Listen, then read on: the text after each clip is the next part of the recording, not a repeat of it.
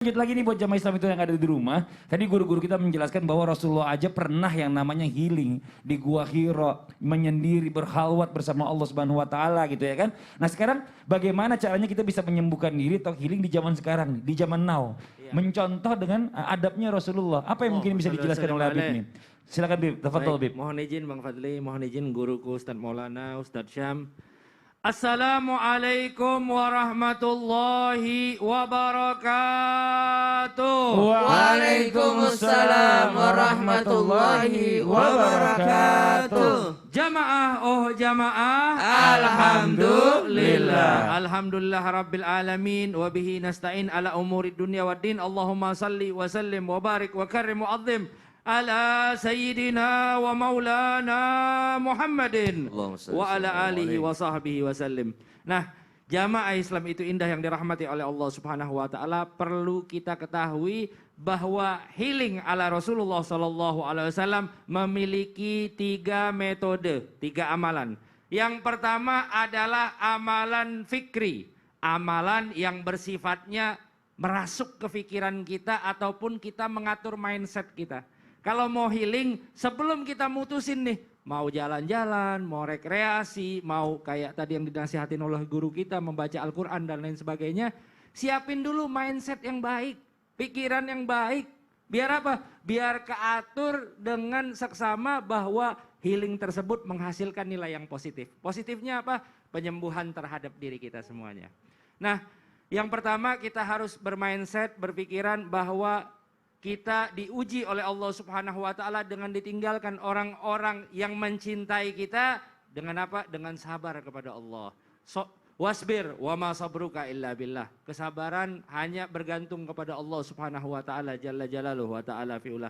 Niatin sabar ya Allah, biar aku tambah menjadi orang-orang yang sabar, karena orang-orang yang sabar selalu bersama Allah. Nah, ini perlu dibangun mindset yang baik, niat juga, niat yang baik, niat yang baik, niat ingin baca Quran, niat ingin ibadah kepada Allah Subhanahu wa taala dan lain sebagainya. Kemudian yang kedua adalah amal fi'li yang bersifatnya kegiatan. Di antaranya tadi udah dinasihati nama guru kita, sholat. Sholat itu membuat pikiran kita lebih baik.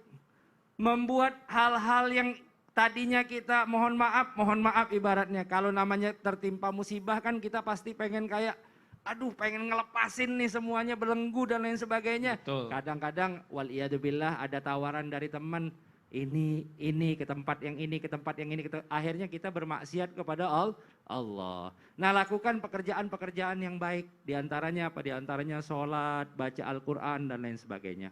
Kemudian yang ketiga dan juga Rasulullah Shallallahu Alaihi Wasallam diajak oleh Allah Subhanahu Wa Taala untuk melakukan perbuatan ini. Yang ketiga adalah amal siyahi, amal yang bersifat rekreasi.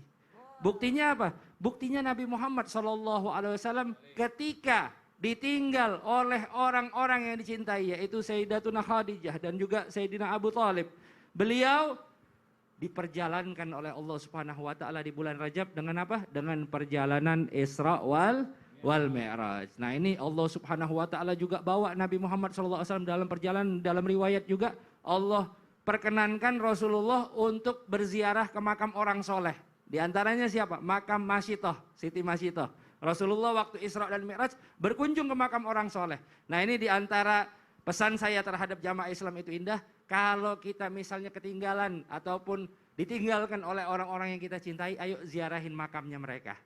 Bacakan Yasin, bacakan Fatihah, bacakan surat-surat yang baik. Juga kalau misalnya kita lagi pergi kemana, ayo ziarah ke makamnya orang-orang soleh. Biar kita melihat bagaimana pelajaran yang Allah Subhanahu wa taala berikan melalui orang soleh tersebut. Dia udah nulis kitab ini, udah membentuk daripada majelis taklim, pondok pesantren dan lain sebagainya, dan mudah-mudahan kita pun diberikan keberkahan oleh Allah Subhanahu wa taala. Amin ya rabbal alamin. Jadi Masya Allah tuh ya, tadi dikasih bocoran sama Habib bagaimana kalau misalnya ilmunya Rasulullah diterapkan di zaman milenial sekarang ini. Masya Allah. Nah, terima kasih banyak Habib. Jazakallah khairan katsiran. Nah, sekarang kita lanjut lagi nih. Ustaz Syam, izin Ustaz Syam. Kemarin ini ada teman saya, dia curhat sama saya, dia cerita. Karena dia jalan-jalan ke puncak ini, terus dia akhirnya melewatkan beberapa sholat. Karena kan macet. Nah, terus ini Gimana Ustaz Syam? Karena dia nggak mau keluar mobil nggak bisa, ya kejebak, macet. Terus bagaimana caranya dia bisa menggugurkan sholatnya itu loh gitu loh. Dalam setiap keadaan itu ada cara sholatnya. Masa? Maksudnya kita tuh saking nggak bolehnya ninggalin sholat. Kalau gitu mah ada solusinya. Solusinya gimana Ustaz Syam? Ya ada solusinya. Saya mau menjelaskan, jangan sekarang tapi. Kenapa begitu? Nanti setelah yang satu ini. Oh iya benar ya. Waktunya udah mau iklan. Insya Allah. Yang di rumah jangan kemana-mana. Kita iklan dulu tetap di Islam itu Indah. Jamaah. Oh jamaah. Alhamdulillah. Subhan